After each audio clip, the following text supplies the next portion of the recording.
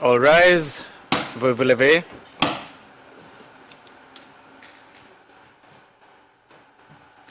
The International Criminal Court is now in session.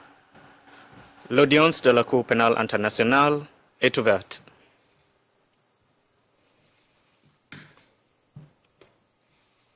Please be seated. Veuillez vous asseoir.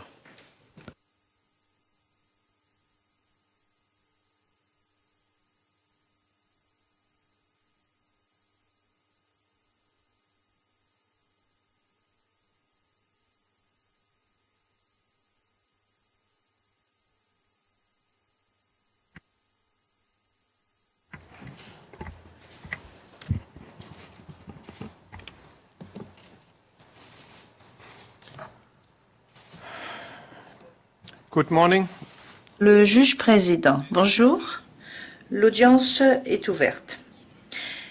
Monsieur le greffier d'audience, pourriez-vous citer l'affaire, je vous prie? Le greffier d'audience, bonjour. La situation en République démocratique du Congo. Dans l'affaire, le procureur contre Thomas Lubanga Dilo. Référence ICC 01 04 01 06 et nous sommes en audience publique. Le juge président, je vous remercie et j'aimerais demander aux parties de se présenter pour le compte-rendu d'audience en commençant par la défense de M. Lubanga. Je vous en prie. Monsieur le Président, la défense de Monsieur Lubanga est représentée par Jean-Marie Bijoux-Duval, Maître Caroline Buteau et Catherine Mabille, moi-même. Merci, madame. Could I then invite... Le juge président, j'aimerais inviter les représentants légaux des victimes et je crois comprendre que nous allons d'abord donner la parole aux représentants légaux des victimes V1 qui sont représentés par le BPCV. Je vous en prie. Monsieur le Président, Mesdames, Messieurs les juges, les victimes sont représentées par trois groupes différents. Je représente le Bureau public des conseils pour la victime. Je suis Maître Massida, conseil principal. Madame Sarah Pelé est avec moi. Monsieur Dimitrou Souproun, conseil également. Et aujourd'hui, je représente également le groupe V01. Et une procuration a été déposée ce matin dans le dossier de cette affaire. Pour le groupe, nous avons également pour les victimes V01, nous avons Madame Evelyne Ombedi, qui est gestionnaire chargée du dossier. Le juge président, je vous remercie et j'aimerais maintenant m'adresser aux représentants légaux des victimes V02. Je vous en prie. Pourriez-vous vous présenter? Merci beaucoup pour la parole. C'est Maître Joseph Keta.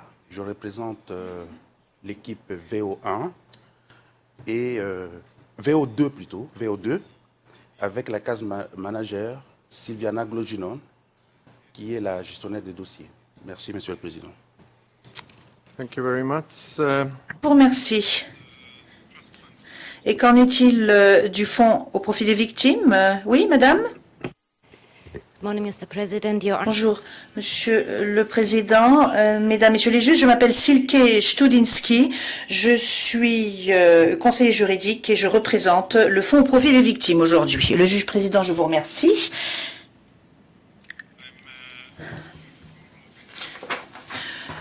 Je suis moi-même Erki Kouroula, juge président de la procédure en appel finale dans l'affaire le procureur contre Thomas Lubanga Dilo.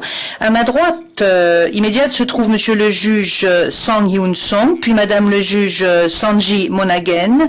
À ma gauche se trouve madame le juge Anita Uchachka, puis madame le juge Ekaterina Trenda-Filova. Je commencerai par dire qu'aujourd'hui, pendant le prononcé de l'arrêt, je ferai référence au groupe de victimes représentées par le BCPV au nom de Maître Valène et de Maître Moulanda en les appelant les représentants légaux des victimes VO1. Et je ferai référence à l'autre groupe représenté par Maître Babita et ses confrères et consoeurs en les appelant les représentants légaux des victimes VO2. J'appellerai le bureau du Conseil public pour les victimes, le BCPV, et M. Thomas Lubanga Dilo, M. Lubanga. Et nous ferons référence au fonds au profit des victimes également. Aujourd'hui, la Chambre d'appel rend son appel suite à l'appel interjeté par M. Lubanga, les représentants légaux des victimes 1 et les représentants légaux des victimes VO2, conjointement avec le BCPV contre la décision de la Chambre de première instance 1, décision intitulée « Décision fixant les principes et procédures applicables en matière de réparation ». Dans le prononcé de l'arrêt d'aujourd'hui, je ferai référence à cette décision comme étant la décision contestée. Je vous prie de noter que seul fait autorité le jugement écrit. Il sera notifié aux parties peu de temps après cette audience. Le 7 août 2012, la Chambre de première instance 1 a rendu la décision contestée. 4 appels contre la décision contestée ont été interjetés, 3 au titre de l'article 82.4 du statut et 1 au titre de l'article 82.1d du statut. Le 14 décembre 2012, la Chambre d'appel s'est prononcée sur la recevabilité des appels. La Chambre d'appel a conclu que les appels interjetés au titre de l'article 82.4 du statut étaient recevables, alors que l'appel interjeté au titre de l'article 82.1d du statut ne l'était pas. Par la même décision, la Chambre d'appel a fait droit à la demande d'effet suspensif de la décision contestée, en partie parce que l'appel interjeté par M.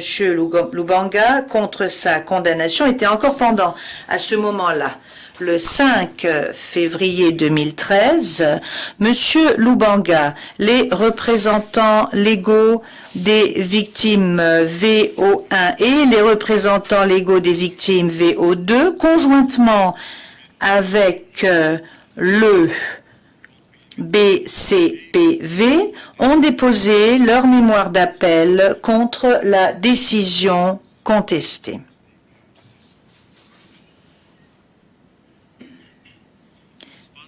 Les réponses aux mémoires d'appel ont été déposées par les parties le 7 et le 8 avril 2013.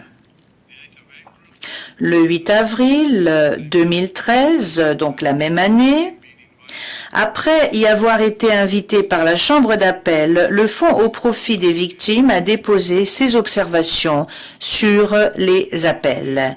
L'année dernière, le 1er décembre 2014, la Chambre d'appel a confirmé le jugement et la décision relative à la peine dans l'affaire Lubanga, le juge Uchaska exprimant une opinion dissidente et le juge Song exprimant une opinion partiellement dissidente aux deux décisions. Les représentants légaux des victimes VO1, le BCPV conjointement avec les représentants légaux des victimes VO2 et M. Lubanga allèguent que la décision contestée est entachée de multiples erreurs. La Chambre d'appel rappelle que par sa décision relative à la recevabilité, elle a conclu que, aux fins de la recevabilité et sans préjudice de se prononcer sur le fond, la décision contestée pourrait faire l'objet d'appel sous forme d'ordonnance de réparation, et ce en application de l'article 75 du statut. Par cette décision, la Chambre d'appel n'a pas conclu que la décision contestée était une ordonnance de réparation au titre de l'article 75 du statut en raison de sa teneur et de son fond. À cet égard, bien que les textes juridiques de la Cour ne définissent pas une ordonnance de réparation, la Chambre d'appel considère que ces textes lus conjointement fournissent un cadre clair relatif aux critères minima requis pour qu'une décision constitue un ordre de réparation en application de l'article 75 du statut.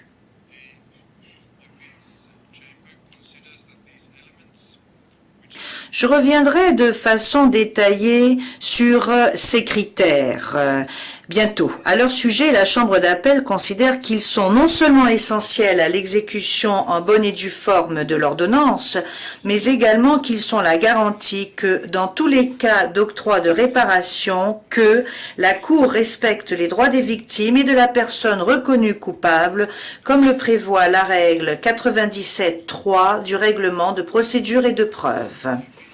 La Chambre d'appel a analysé la décision contestée afin de déterminer si par sa teneur et son fond, elle constitue une ordonnance de réparation au sens de l'article 75 et ce compte tenu des 5 critères minima requis.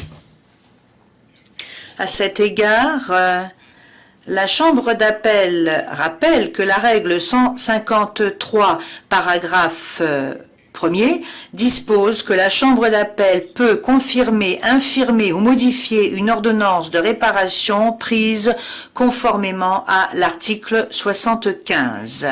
Après son examen de la décision contestée, la Chambre d'appel considère que sa teneur et son fond ne satisfont pas les critères minima requis aux fins d'une ordonnance de réparation. Toutefois, la Chambre d'appel est d'avis que le pouvoir de modification que lui confère la règle 153 dans son premier paragraphe peut lui permettre de remédier à ces carences. En conséquence, la Chambre d'appel fait valoir que la décision contestée contient suffisamment de critères pour constituer une ordonnance de réparation au sens de l'article 75 du statut, sous réserve des amendements énoncés de façon détaillée dans l'arrêt qui sera prochainement communiqué. Je vais maintenant brièvement aborder chacun de ces critères, ainsi que pour chacun d'entre eux, les moyens d'appel soulevés par les parties.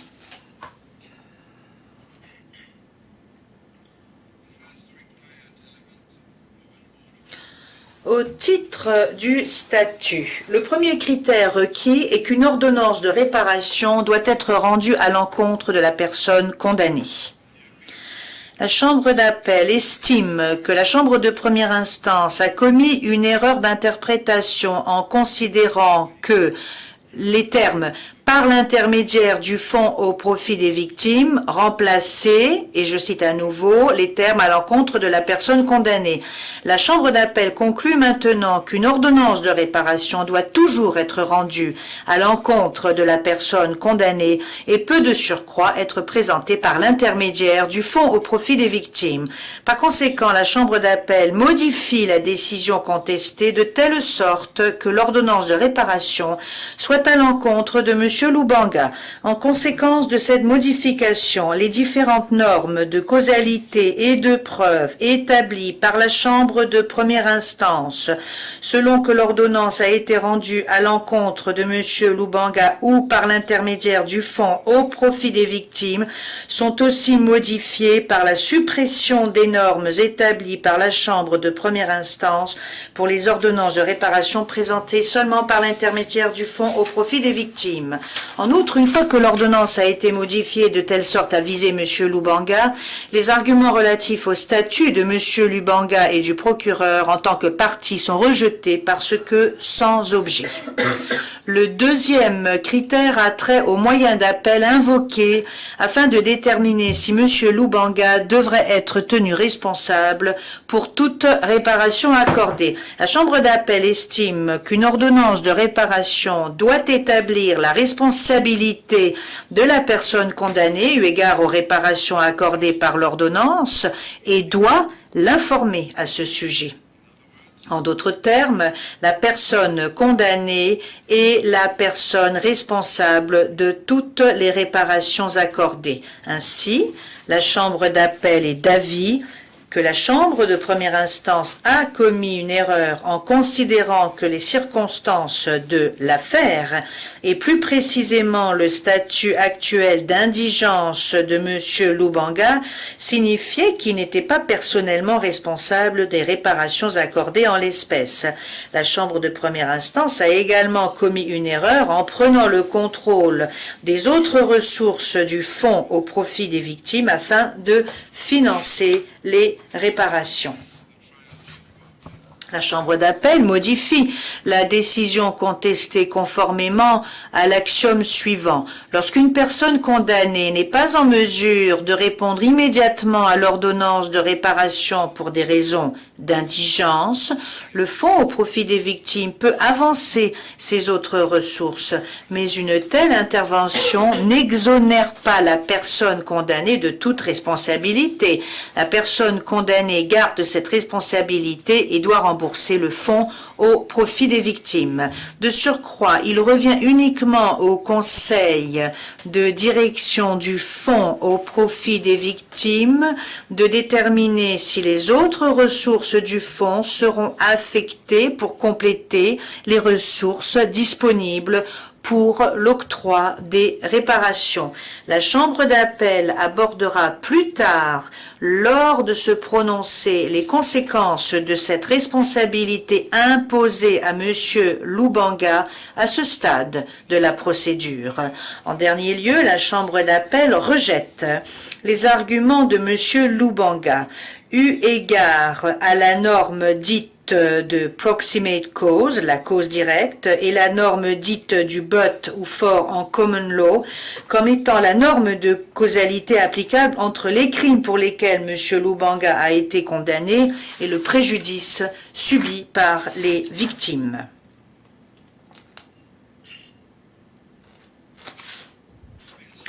La Chambre d'appel considère qu'en application du statut, le troisième critère requis pour une ordonnance de réparation est qu'elle doit préciser le type de réparation faisant l'objet de l'ordonnance, à savoir soit collective ou individuelle ou les deux, et en fournir les raisons en application du premier paragraphe de la règle 97 et de la règle 98 du règlement de procédure et de preuve. La Chambre d'appel estime que la Chambre de première instance a ordonné des réparations seulement à titre collectif en application du paragraphe 3 de la règle 98. En outre, la Chambre d'appel considère que le fait que les réparations n'ont pas été accordées à titre collectif et à titre individuel ne constitue pas une erreur. À cet égard, la Chambre d'appel fait observer que le nombre de victimes est un facteur important pour déterminer que des réparations à titre collectif sont plus appropriées et que la Chambre de première instance a bien tenu compte de ce facteur lorsqu'elle a pris cette décision. La Chambre d'appel est d'avis que lorsque seulement des réparations à titre collectif sont accordées en application du paragraphe 3 de la règle 98, une chambre de première instance n'est pas tenue de se prononcer sur le fond des demandes individuelles de réparation. La Chambre d'appel fait plutôt valoir que le fait de déterminer qu'il est plus approprié d'accorder des réparations à titre collectif équivaut à une décision par laquelle l'octroi de réparations individuelles en tant que catégorie est refusé. La Chambre d'appel remarque que, dans ce contexte, toutefois, une décision de ne pas accorder de réparation à titre individuel ne porte pas préjudice aux personnes qui ont déposé des demandes individuelles de réparation eu égard à leur éligibilité à participer à tout programme de réparation collective. Further. En outre, la Chambre d'appel note que toutes les personnes qui ont déposé des requêtes aux fins de réparation à titre individuel ont également présenté leurs vues et propositions s'agissant de l'octroi de réparation ou de programmes pour des réparations collectives. En conséquence, la Chambre d'appel estime qu'il convient d'enjoindre au fonds au profit des victimes de prendre ces écritures en considération lorsqu'il procédera à l'octroi collectif de réparation. En ce qui concerne la transmission au fonds pour les victimes des requêtes en réparation individuelle déposées au titre de la règle 94, la Chambre d'appel considère que les instructions de la Chambre de première instance à cet égard sont erronées, car elles ne respectent pas le principe selon lequel les réparations sont totalement volontaires et qu'elles portent atteinte aux droits des victimes de ne pas voir les renseignements personnels qu'elles ont fournis, transmis à d'autres entités, sans que le consentement éclairé des victimes concernées n'ait été préalablement obtenu. Enfin, la Chambre d'appel rejette les arguments de M. Lubanga, selon lesquels les procédures visées à la règle 98 remettent en cause son droit à contester les bénéficiaires d'un octroi de réparation et à présenter des observations à leur sujet. La Chambre d'appel amende la décision contestée et y inclut l'instruction selon laquelle M. Lubanga aura la possibilité d'examiner le processus de sélection des victimes au stade de la mise en œuvre, sous réserve des éventuelles mesures de protection en vigueur. Dans le quatrième élément, la Chambre d'appel considère qu'il faut prendre en compte deux aspects distincts. Premièrement, l'identification du dommage causé directement ou indirectement et dérivant des crimes pour lesquels la personne a été condamnée. Deuxièmement, l'identification des modalités de réparation. Sur ces deux aspects, M. Lubanga fait valoir que la Chambre de première instance a commis une erreur en ne statuant pas elle-même dans la décision contestée, plutôt que de déléguer ces décisions au fonds pour les victimes.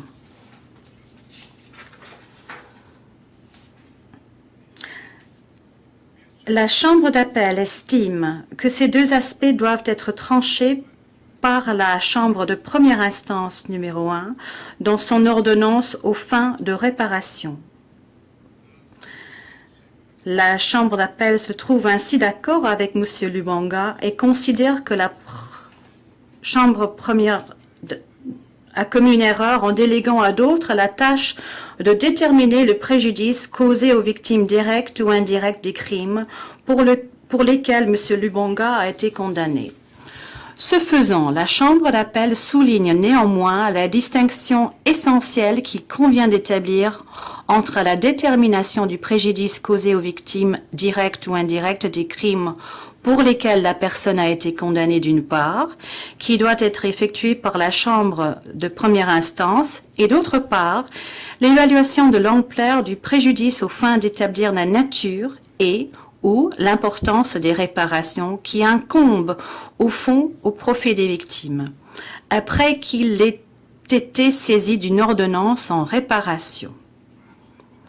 En conséquence, la Chambre d'appel amende la décision contestée en déterminant le préjudice causé aux victimes directes et indirectes des crimes pour lesquels M. Lubanga a été condamné. En amendant la décision contestée, la Chambre d'appel se limite aux circonstances de l'affaire. Lorsque la Chambre de première instance n'a tiré aucune conclusion additionnelle ayant une incidence sur le préjudice aux fins de réparation. De ce fait, le préjudice identifié est ainsi limité au préjudice tel que déterminé par la Chambre de première instance dans le contexte du procès à l'encontre de M. Lubanga. La Chambre d'appel a déterminé ce préjudice en analysant les conclusions pertinentes dans le jugement de condamnation, dans les décisions relatives à la peine et dans les décisions relatives à la participation des victimes, dans la mesure où celles-ci ont trait à la définition du préjudice causé aux victimes directes et indirectes. En conséquence de cet amendement et des circonstances de l'affaire, et en particulier à la lumière des conclusions tirées dans le jugement de condamnation, la Chambre d'appel considère que la violence sexuelle et sexiste ne saurait constituer un préjudice résultant des crimes pour lesquels M. Lubanga a été condamné. La Chambre d'appel estime de ce fait que la Chambre de première instance a commis une erreur en soutenant que la formulation et la mise en œuvre des réparations devaient inclure les violences sexuelles et sexistes et amende les décisions contestées sur cet aspect.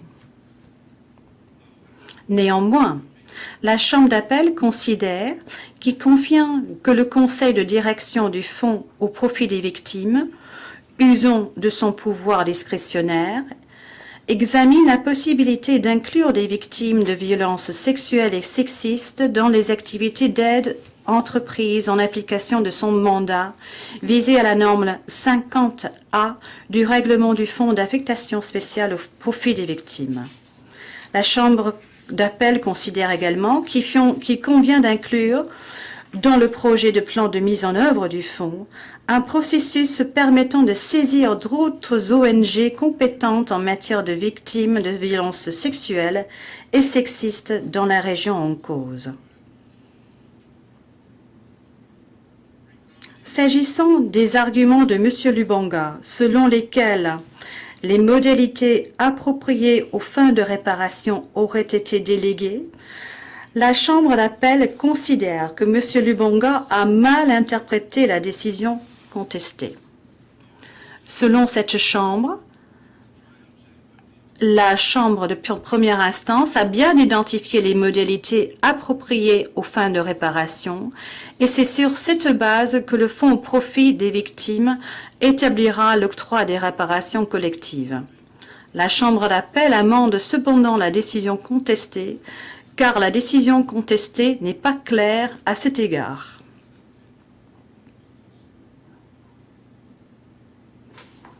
Enfin, la Chambre d'appel estime que le dernier élément requis dans une ordonnance de réparation est l'identification des victimes susceptibles de bénéficier de l'octroi de réparation ou la fixation des critères d'éligibilité. La Chambre de première instance a rendu ses conclusions à cet égard dans les décisions contestées. Conclusion que M. Lubanga considère comme erronée. En ce qui concerne l'inclusion de communautés plus larges, la Chambre d'appel amende la décision contestée afin de préciser que seuls les membres de la communauté qui répondent aux critères fixés à la règle 85 pour être considérés comme victimes peuvent demander des réparations à la charge de M. Lubanga. S'agissant de l'inclusion des localités qui ne sont pas mentionnées dans la décision portant condamnation, la Chambre d'appel considère que la Chambre de première instance n'a pas eu l'intention d'étendre la chambre d'application à des localités autres que celles spécifiquement citées dans la décision portant condamnation ou dans la déposition des témoins numérés au paragraphe 915 de la dite décision. Selon l'interprétation de la Chambre d'appel, lorsqu'il est fait mention de l'inclusion de localités non citées dans la décision de condamnation, il est fait référence aux localités citées dans les dépositions des témoins qui ont été la conclusion tirée au paragraphe 915 de la décision portant condamnation. En conséquence, la Chambre d'appel considère que la Chambre de première instance n'a pas commis d'erreur à cet égard. Questions pertinentes pour le stade de la mise en œuvre. Pour ce qui est des questions pertinentes au stade de la mise en œuvre, la Chambre d'appel estime qu'une chambre nouvellement constituée ne commet pas d'erreur lorsqu'elle décide de superviser la mise en œuvre d'une ordonnance amendée aux fins de réparation. Elle rejette ainsi les arguments des parties à cet égard. S'agissant de la fixation de montant de la réparation imputable à M. Lubanga, la Chambre d'appel amende la décision contestée et, à titre exceptionnel, décide que la Chambre nouvellement constituée en décidera. La procédure pour ce faire est fixée en détail dans l'arrêt. À cet égard, la Chambre d'appel souhaite insister sur le caractère exceptionnel de cette procédure et souligner que le fait de déterminer la réparation mise à la charge d'une personne condamnée, y compris le champ d'application spécifique de cette charge, devrait être effectué par la Chambre de première instance dans son ordonnance de réparation. Il en est ainsi notamment pour permettre à la personne condamnée et aux victimes d'exercer le droit que leur confère le statut d'interjeter appel d'une ordonnance de réparation. Il en découle que, selon la Chambre d'appel, la fixation du montant de la réparation mise à la charge de M. Lubanga constitue une partie de l'ordonnance en réparation au sens de l'article 75.2 du statut et peut par conséquent faire l'objet d'un appel de M. Lubanga et des victimes en l'application de l'article 82.4 du statut.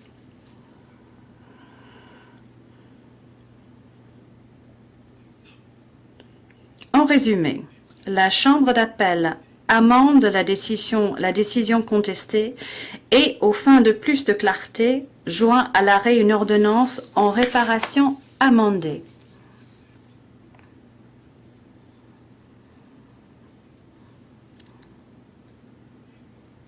Dans son opinion dissidente à l'égard du jugement de condamnation de Lubanga, la juge Anita Osaka a respectueusement exprimé son avis divergent vis-à-vis de la décision de la majorité de confirmer la condamnation de M. Lubanga et, en conséquence, est également en désaccord vis-à-vis de cet arrêt. Ceci conclut mon résumé de cet arrêt. J'aimerais remercier les parties et les participants, les interprètes, les sténotypistes pour avoir facilité cette audience. Non seulement cette audience, mais également, car c'est pour 4 d'entre nous la toute dernière audience, j'aimerais remercier toutes les parties et les participants et tous ceux qui sont présents pour leur coopération et assistance au cours des années. Merci. L'audience est levée.